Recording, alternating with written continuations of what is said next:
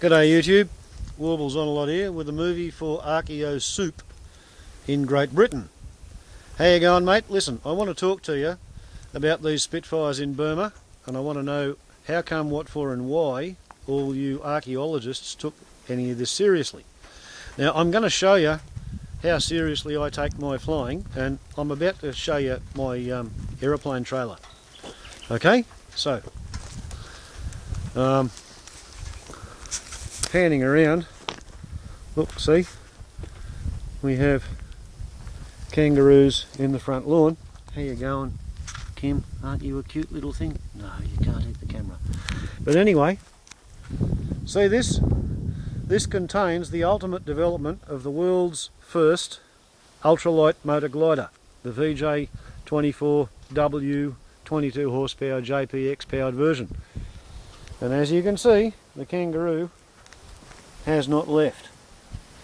Right, so I'm one of them people who takes their knowledge of aeroplanology fairly seriously. So about a month ago I heard in the main street of my local hometown that somebody reckoned they'd found a whole bunch of Spitfires in Burma, and I thought, well, how come I haven't heard of this? You know, like, I like to think that I know what I'm on about when it comes to aeroplanes. You know, I keep an aeroplane in my front yard with kangaroos guarding it. And when it's all said and done, this is probably my first serious textbook, you know, given to me by an aunt. And, okay, so since 1968, 67, I have been paying serious historical attention to aeroplanes. And as you can see, my local newsagent keeps a C-mail copy of British Aeroplane Monthly magazine and also Air and Space Smithsonian. So I would have thought back in December, when I first heard that a raw prawn with a cooked head claimed to be on the trail of Spitfires in Burma, I would have thought that I should have known about it. So, yesterday in my newsagent I collected the December C-mail version of Aeroplane Monthly, and let's see what the British creme de la creme of aviation magazinery had to say. Now we know, old mate Gindianna Bones, that you like to make your videos under the influence of an alcoholic beverage. Well, guess what? So do I. And this is what counts as a malt liquor video, because that one's empty. That one's empty. That one's empty. And this one, it's actually full, okay? And even though it doesn't say malt liquor video anywhere on the movie, anywhere on the label, what it says is 1.7 standard drinks, 5.8% alcohol, and the Yankees in the excited states of Norte Americano, they like to call any beer with over 5% alcohol malt liquor. Alright, so Gindianna Bones of Archaeo Soup, regarding the Spitfires that are not actually in Burma, this is in fact a malt liquor video. You want to make a malt liquor video, you have to keep the label out. And as an archaeologist, you might enjoy the fact that this is bottle fermented. No additives, no preservatives. Family brewed ale. Right, now let's go and have a look at my latest Aeroplane Monthly. Okay, we have ads for fake copies of flying jackets. We have the editor's comment. I've been through it all and there's nothing in the editor's comment. But here we have something on page 6. RR, which to the aficionados means Rolls-Royce. Griffin, which is the next engine up above the Merlin, 36 litres swept cylinder capacity rather than 27 litres. Rolls-Royce Griffin Spitfire Flyers, more to follow. Okay? With a question mark. Aeroplane Monthly, December 2012. I'm going to read this to you. Following a major overhaul with the Aircraft Restoration Company, Rolls-Royce's Supermarine Spitfire PR-19, which is a photographic reconnaissance, serial number PS-853, flew at Duxford on October 9th with John Romaine at the controls.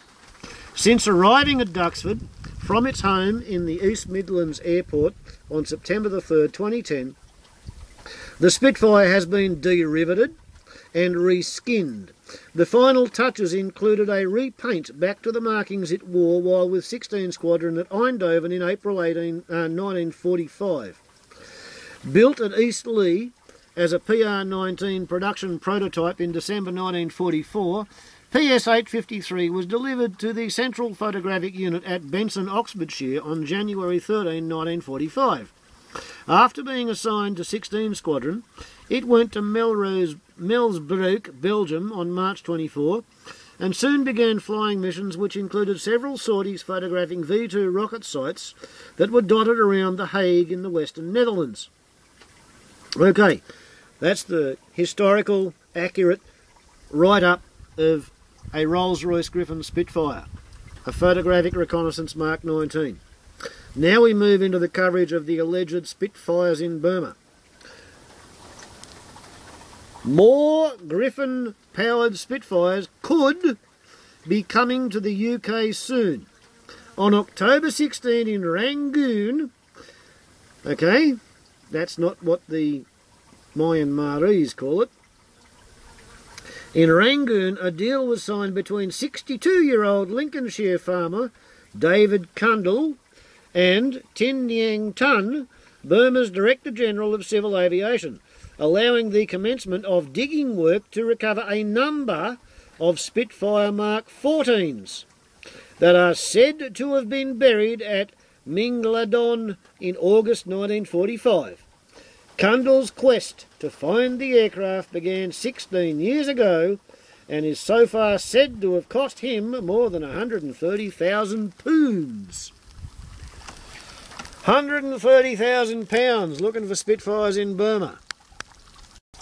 And now, looking at your most recent video on it, all he's found is a buried box full of muddy water with a piece of power cable somewhere in the near vicinity. I still want to know why anybody in the world of academic qualified archaeologists has ever lent their name to this wibnif, wouldn't it be nice if fantasy. That's what a wibnif is.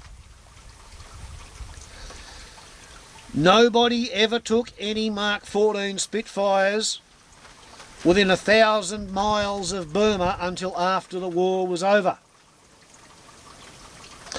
Spitfires in the Far Eastern Theatre and in the South Pacific Theatre were just about fucking useless. They had no range, they had no endurance. The first Royal Australian Air Force operated Spitfires in Darwin, I think they destroyed about 4 Spitfires in accidents for every one that was destroyed by enemy activity, and I don't think they ever equalled enemy destructions with their kill rate. Spitfires are kind of like a piston-powered ME-163. They're really, really good at point defence of tiny little objectives when you live on an island half the size of a handkerchief. Spitfires are hopeless when you're fighting a war on a large scale in a big theatre. Did Churchill send Spitfires to Russia? No, he sent Hurricanes. The Americans sent Airacobras and King Cobras. Something with a bit of range to it.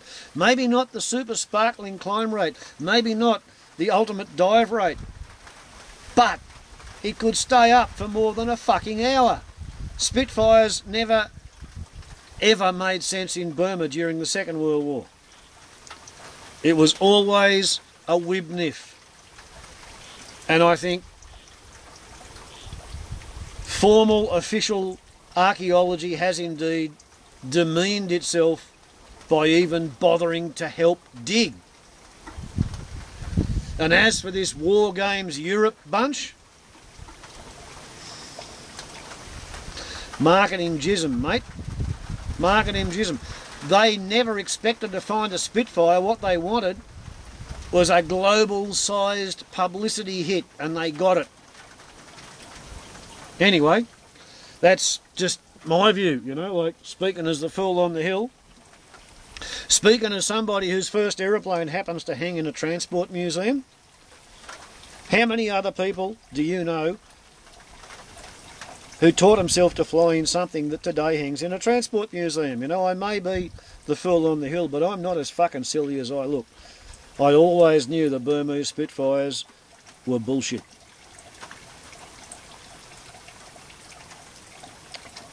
And if you want to see what I taught myself to fly in, go on YouTube, enter their search engine, and go looking for a movie that's called 8HP, 1975, Skycraft Scout.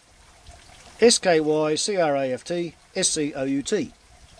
Because I'm still walking around and I learnt to fly in something that was 3 ways worse than what the Wright brothers first had. They had 12 horsepower, I had 8.